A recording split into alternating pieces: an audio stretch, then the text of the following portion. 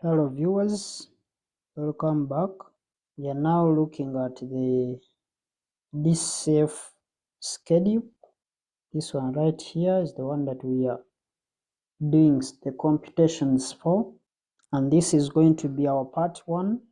So let's move and look at what we can be able to do in here. So let's try to move back into and try to see on our unlevered free cash flow schedule.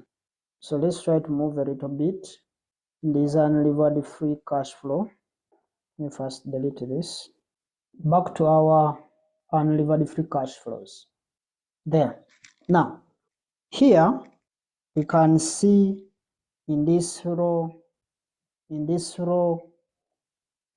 down here, in this cell K28, we have the unlevered free cash flows. And the next schedule down here, it starts with the unlevered free cash flows, meaning the figures we have up there are supposed to be linked up to that schedule. So let's get started and look at how we can be able to get down to our DCF model, the DCF schedule, and we'll see what we can do from there. One of the things that we are going to do, we are going to need the unlevered free cash flows in this DCF. You are seeing from this row 44, these sections here, they need those values for unlevered free cash flows. So we are going to repeat them in this row 44 so that we can make use of them with their formulas and we see what we can do. So when it comes to time, and also when it comes to time to print this model, everyone can see on the DCF schedule the unlevered free cash flows. So these would be super easy to link up, because when someone sees a printed copy, they will need to know where are these values, where are they coming from that are feeding in the discounted cash flow schedule. So some of them we are picking them from the unlevered free cash flow. So we pick from K44. So we put in an equal sign here. They are coming as they are because they are going to be inputs in this cell. So we go up to the unlevered free cash flow up here in cell K28. Then we hit enter. Now we've been able to have that figure linked up to that point. Now, one thing that we are going to look at is we are going to make sure that we copy and fill those values right. So what we are going to do, we do a copy, Control C, use the Shift key and the right arrow to highlight, Alt ES to paste special, then you use the down arrow to go down formulas, and we have those values in place. Because we don't want to copy and paste, we shall remove these little borders here. So to avoid that, we just do a paste special. So now that we have those values linked up, we can move the cursor down to this section and we try to bring this DCF model into focus. So we can try a little bit to move, at least there we can be able to see some of the values, maybe to just like that, to have those values in place. Now let's remember that we always want to think about our DCF valuation in two parts. Part 1 is the discrete forecast. Part 2 is the terminal value. That's what we did from the first perspectives, or from the first videos that we had from the first chapter. We say these cash flows, they are mainly two. We have the discrete cash flows, and at the same time we have the terminal value cash flows. So what we want to start off in this section here, this row 48, from this point here, what we want to start off with is want to make sure that we have those values in there. So we are going to be in this section, this row 48, in this section where it says discrete forecasts. Now, so we are simply just going to link these up. So we are going to get these values, the values that we are going to get in this cell K48. We are just going to go in there and we put in an equal sign. We are going to link those values from those unlevered free cash flows that we have there. So we go up to the unlevered free cash flows in that cell K44. So we move up using the up arrow, hit enter. So we've been able to transfer those values. Now what we have to do, we do a copy, Control C, we highlight across using the shift and the right arrow, then we do a paste special, Alt ES, down formulas, press enter. We've been able to take all these values from this point up to there, but we've left only one value here. So that value that we've left, you've seen the corresponding column is within the terminal. So that's what we are going to discuss next. Now, that has been done perfectly. Now what we are going to do, we are going to this second row, that is row 49, and we are going to this section where it says terminal value, and it's going to be in this area there. Now, terminal value here, this is the point where we want to stop and pause for a moment. We have a terminal forecast here. This is a terminal forecast of 17,670,000 US dollars for the unlevered free cash flows. So that value is in cell P44. So the value of roughly 17.6 million US dollars in cell P44 will repeat and grow forever. That is the terminal value. In other words, it's the one that we are going to use to calculate the terminal value. So it's going to grow at a rate of 2%. This value here is going to grow at a rate of 2%. This is the growth rate, terminal growth rate of 2% in cell G49. And it's going to be indefinitely into the future. So what we are going to do is we are going to use the growing perpetuity formula, and we are going to go and put that formula right in this cell here, this cell O49. So put in an equal sign. Remember, for the growing perpetuity formula, the formula is the perpetuity formula. The formula is the terminal perpetuity formula is cash flow over the discount rate, which is R minus G. G is the growth rate or the terminal growth rate. So that's the formula that we are going to use. So this is the terminal cash flow or the terminal forecast, this one. So that's the formula that we are going to insert in place there. So what we are going to do now, we pick the cash flow. The cash flow is this line that you are seeing here. So we are going to grab the numerator as the cash flow of roughly 17.6 million US dollars from this point here. And we are going to divide. We divide that by, we open brackets. It's going to be our R, which is the discount rate or the work.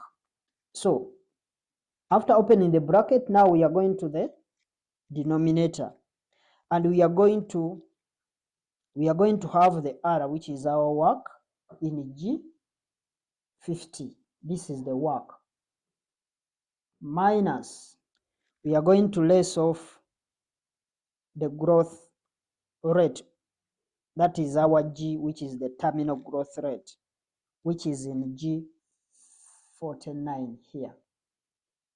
So we can close the bracket and now we hit enter. So we've gotten that value, 454,000 US dollars. So next up here, for this column here, row 50, from this point where it says total cash flows. So what we are going to do, we are going to use our favorite new shortcut, the alt equals, and that puts in the sum function. So we go alt equals, we can now hit enter, and we can see it has put in the sum function. So what we do a copy, Control C, highlight across using, we hold down the shift key, use the right arrow, then we go to alt es, paste formulas, and then we can hit enter, and we are done. We are done with that section.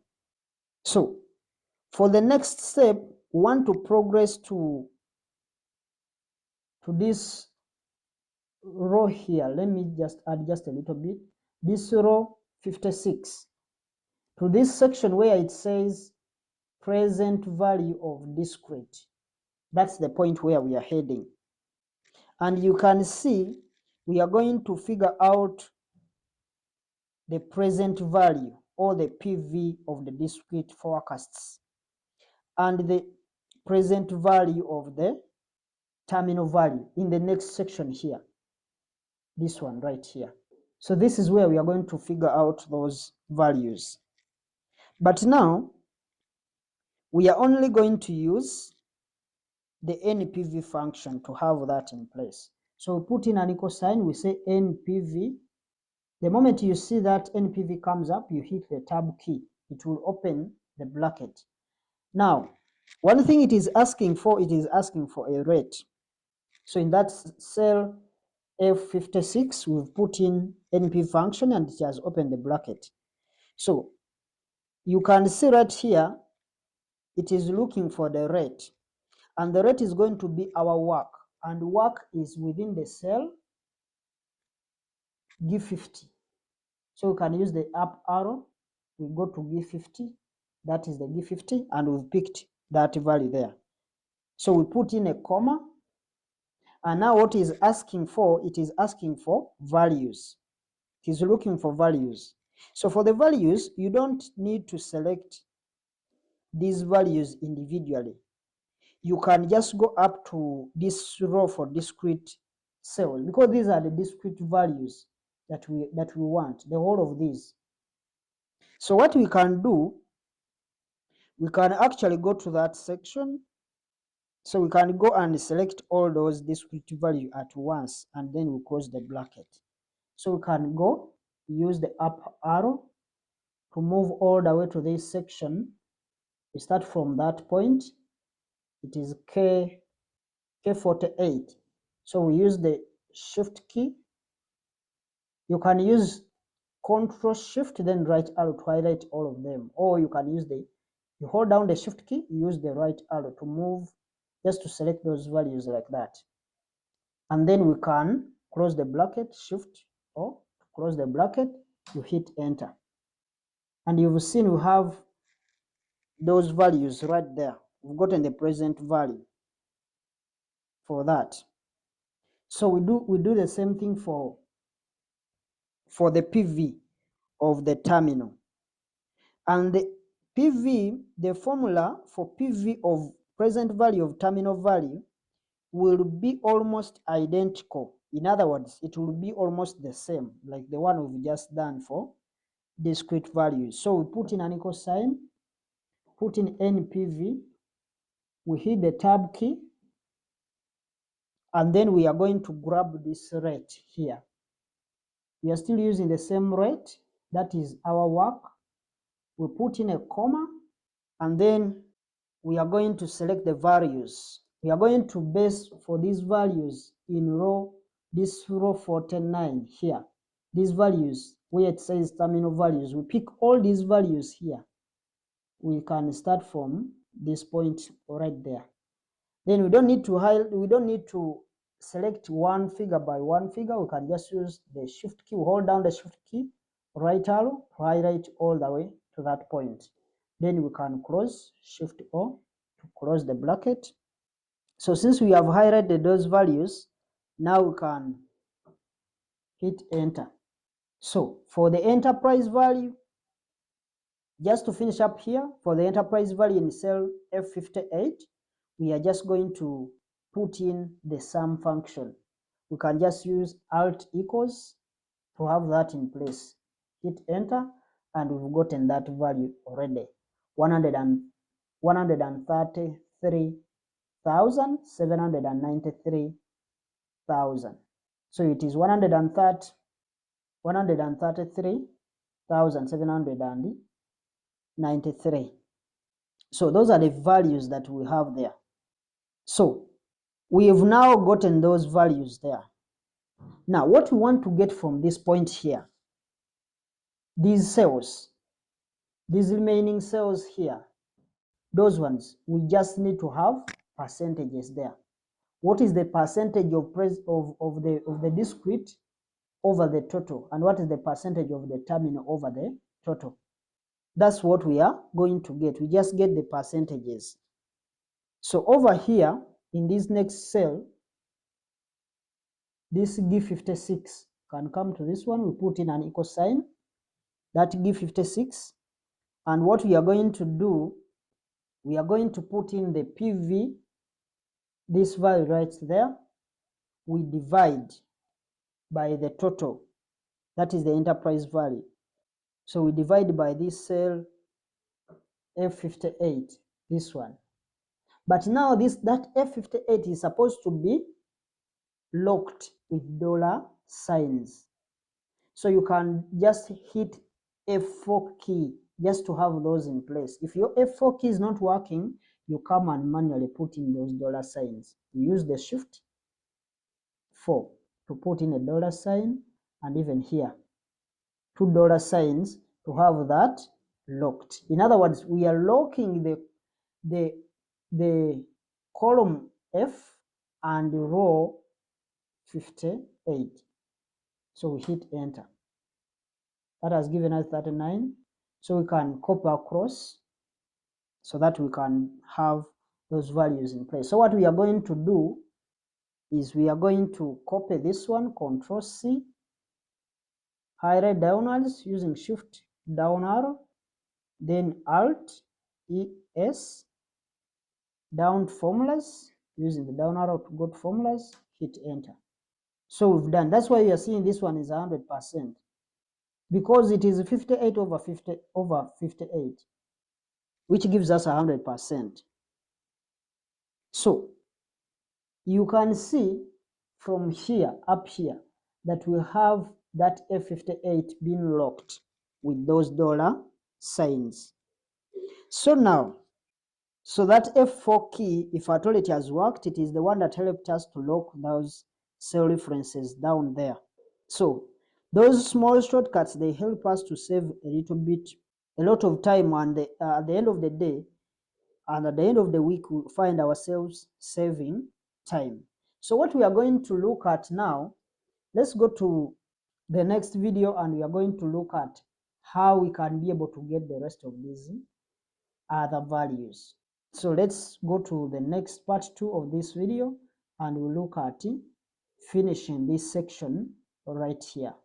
So we'll see you in the next video.